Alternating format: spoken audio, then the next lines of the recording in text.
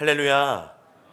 월요일 새벽 이 시간 기도의 자리로 나오신 모든 성도님들과 온라인으로 함께 예배드리시는 모든 분들에게 하나님의 크신 은혜와 평강이 가득하시기를 주님의 이름으로 축원합니다.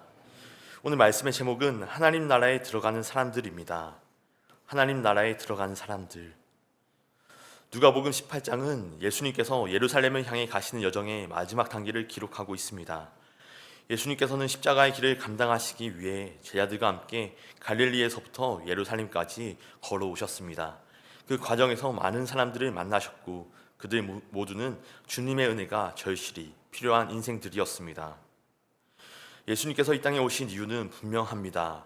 하나님의 사랑을 선포하시고 죄와 죽음의 권세 아래 신음하는 백성들을 하나님의 나라로 인도하시기 위해서입니다. 이를 위해 주님은 하늘 보좌를 내려놓으시고 낮고 천한 이 땅으로 오셨습니다. 성부 하나님께서는 온 세상을 주님의 나라로 회복시키려는 계획을 가지셨습니다. 이를 이루시기 위해 성자 예수님은 끝까지 순종하시며 새 이스라엘을 이루시고 생명의 나라로 사람들을 초대하셨습니다. 예수님께서는 가시는 곳마다 하나님 나라의 복음을 선포하시며 성령님과 함께 기적과 표적으로 그 나라의 실체를 보여주셨습니다. 또한 치유와 회복의 역사로 연약한 자들을 일으키시고 긍휼과 자비의 사랑으로 모든 억눌린 자들을 자유케 하셨습니다. 이러한 주님의 걸음을 따라 많은 사람들이 모여들기 시작했습니다. 어떤 이들은 주님의 비전을 공유하며 그분을 따랐고 또 어떤 이들은 자신들의 목적을 위해 그 자리에 있었습니다. 하지만 예수님께서는 그들을 포기하지 않으시고 하나님 나라의 핵심 가치를 가르치시며 끊임없이 깨우치고자 하셨습니다. 누가복음 18장은 6가지 구조로 되어 있습니다. 첫 번째 단락은 1절부터 8절까지 과부와 재판관 비유입니다. 두 번째 단락은 9절부터 14절로 바리새인들과 세리 비유입니다. 세 번째 단락은 15절부터 17절로 어린아이들입니다. 네 번째 단락은 18절부터 30절로 부자 지도자입니다. 다섯 번째 단락은 31절부터 34절로 예수님의 세 번째 순환 예고입니다. 마지막 여섯 번째 단락은 35절부터 43절로 눈먼 사람을 고치신 사건입니다.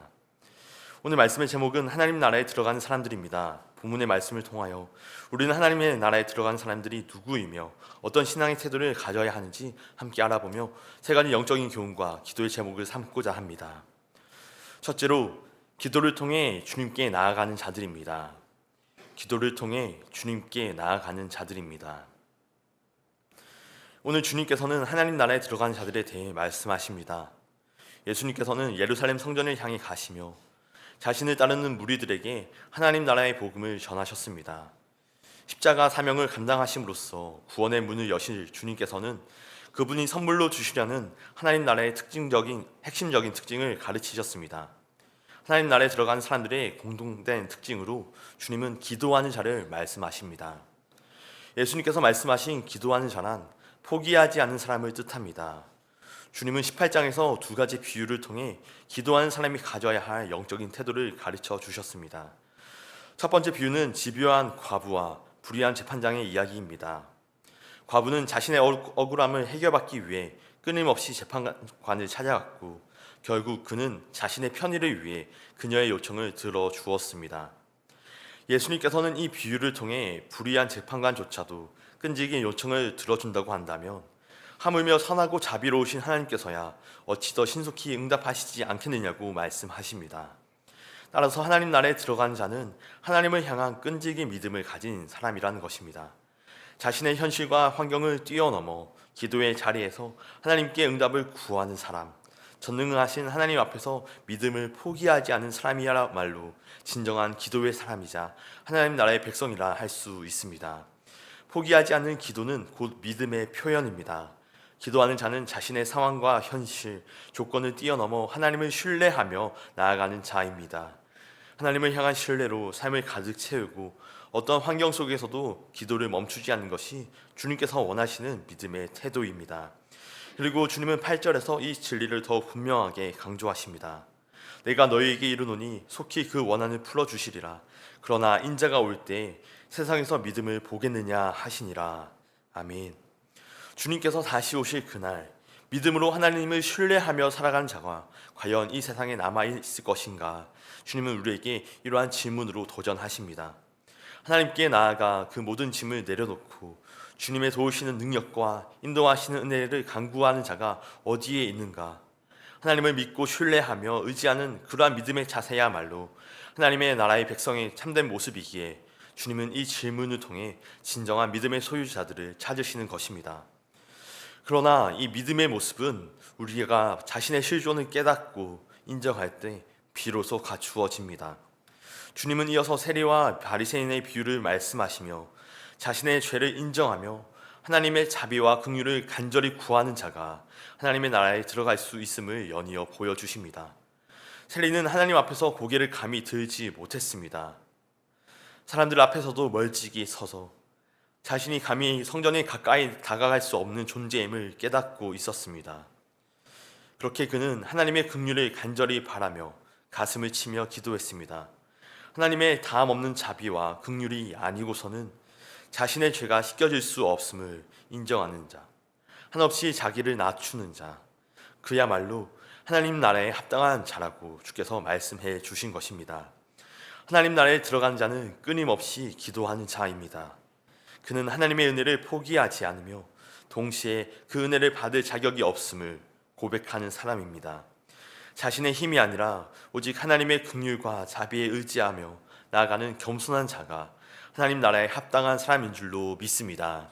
바라기는 기도의 자리로 나오신 저와 여러분 모두가 삶의 순간 모든 순간마다 살아계신 하나님을 찾고 의지하는 자, 그분께 믿음으로 나아가는 자 되어 하나님 나라의 충만한 은혜를 누리시기를 주님의 이름으로 간절히 축원합니다.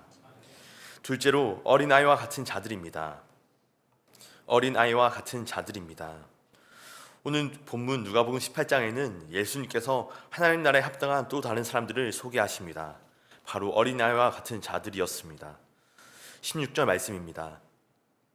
예수께서 그 어린아이들을 불러 가까이 하시고 이르시되 어린아이들이 내게 오는 것을 용납하고 금하지 말라. 하나님의 나라가 이런 자의 것이니라. 아멘. 주님께서는 어린아이들을 가까이 부르시고 그들에게서 하나님 나라의 중요한 원리를 가르치셨습니다. 어린아이와 같은 자들이 하나님 나라에 들어갈 것이라고 선언하신 것입니다. 부모들은 예수님께서 자녀들에게 안수해 주시길 바라는 마음으로 아이들을 데려왔습니다. 그러나 제자들은 이들을 막 가로막고 꾸짖었습니다.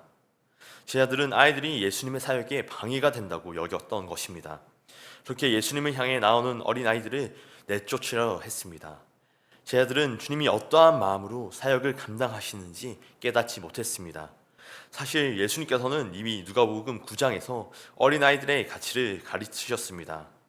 그때 주님은 이 어린아이를 내 이름으로 영접하는 자는 곧 나를 영접하는 것이며 나를 영접하는 자는 나를 보내신 이를 영접하는 것이다 라고 말씀하셨습니다.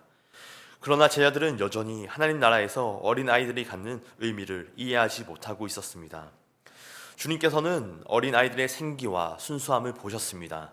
그들은 가식 없이 기뻐하고 작은 일에도 감격하며 모든 것을 신뢰하는 존재들입니다.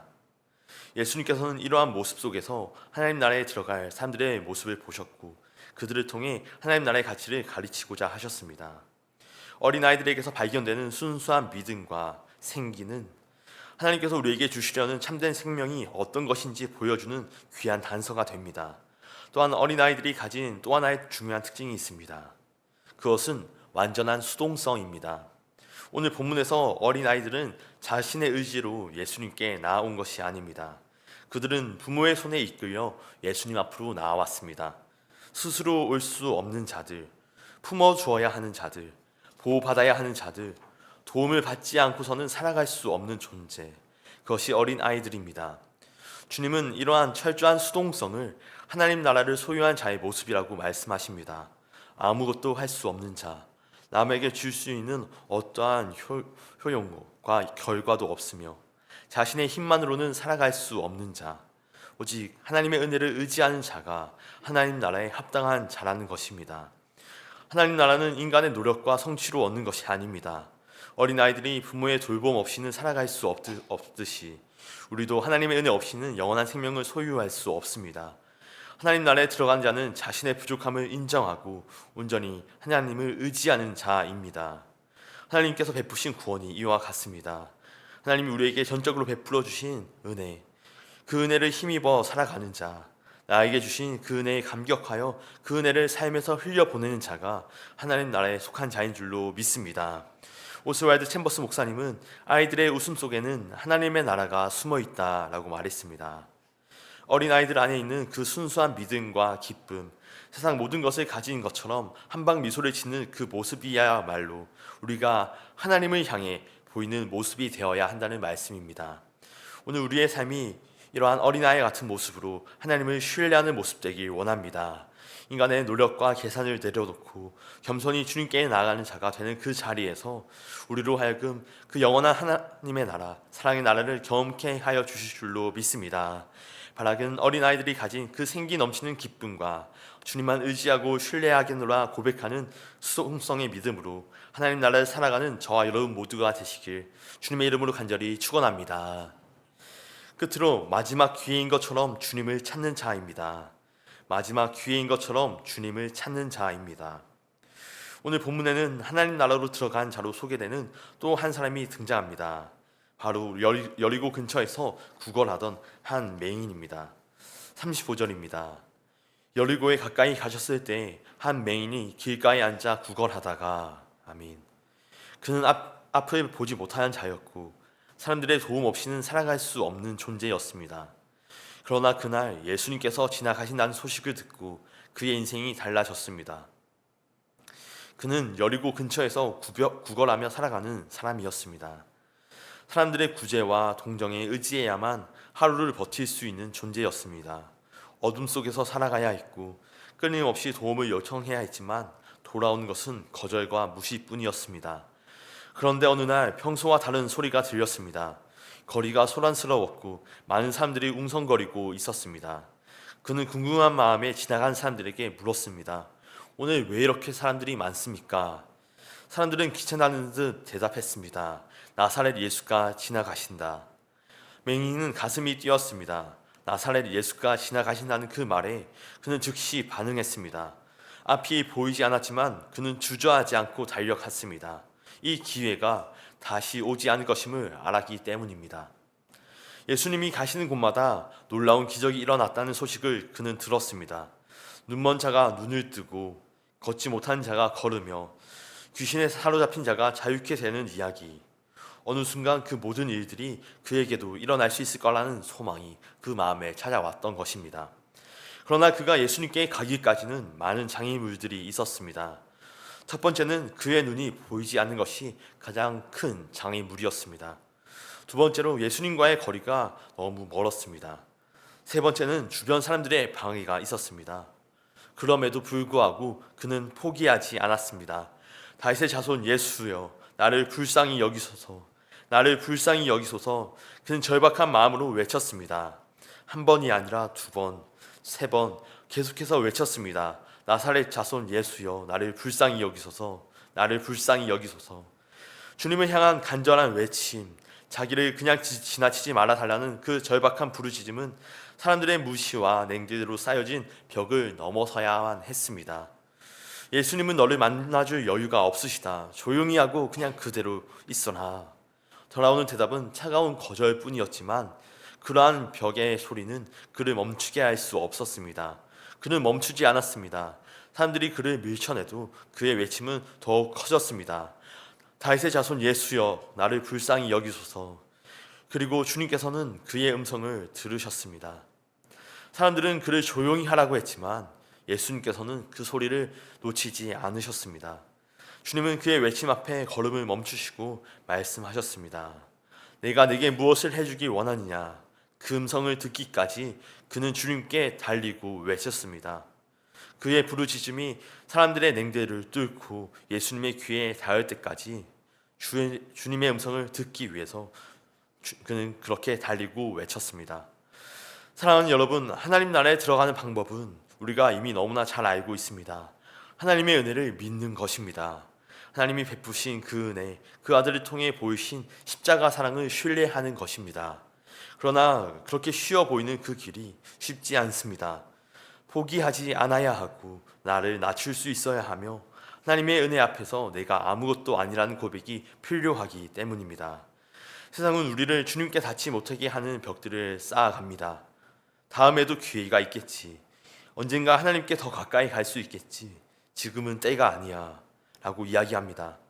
그러나 맹인은 그렇게 생각하지 않았습니다. 그에게 다음은 없었습니다. 그는 지금 이 순간이 마지막 기회라고 믿고 주님께 나아갔습니다. 온 힘을 다해 주님을 찾았고 그 믿음으로 주님의 은혜를 붙잡았습니다. 우리 역시 주님을 찾는 모습도 이와 같아야 할 줄로 믿습니다. 우리의 기도, 우리의 찬양이 마지막 고백인 것처럼, 우리의 마지막 간절한 외침인 것처럼 드려져야 합니다. 그렇게 주님을 붙잡고 주님의 응답을 기다린 자가 하나님 나라에 합당한 자인 줄 믿습니다.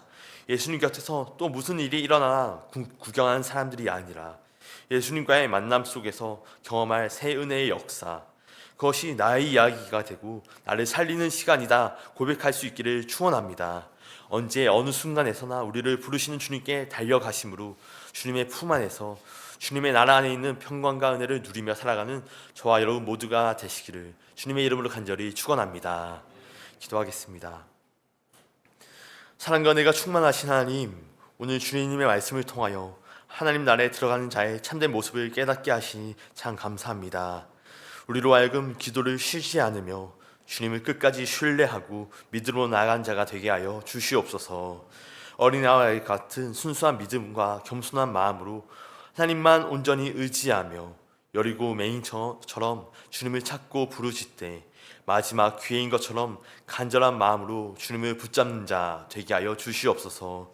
세상의 방해와 도전 앞에서 흔들리지 않으며 오직 주님의 은혜로 믿음의 승리를 거두길 원하오니 오늘 이 말씀을 붙들고 살아갈 때 우리 안에 하나님 나라의 충만한 기쁨과 평안을 누리게 하시고 우리의 삶이 주님을 더욱더 깊이 경험하는 복된 시간들이 되게 하여 주시옵소서. 이 시간 주님의 전에 나와 간절한 기도의 제목과 함께 올려드리는 귀한 예물의 손길들이 있습니다. 이 예물들이 쓰이는 곳마다 하나님 나라가 확장되게 하시고 복음을 통한 생명 구원의 역사가 일어나게 하여 주시옵소서. 드린 손길 위에도 주께서 늘 함께하여 주사 하늘의 복과 은혜가 충만한 삶으로 인도하여 주시옵소서. 사랑의 아들의 나라로 우리를 인도해 주시는 예수 그리스도의 이름으로 간절히 기도하옵나이다. 아멘.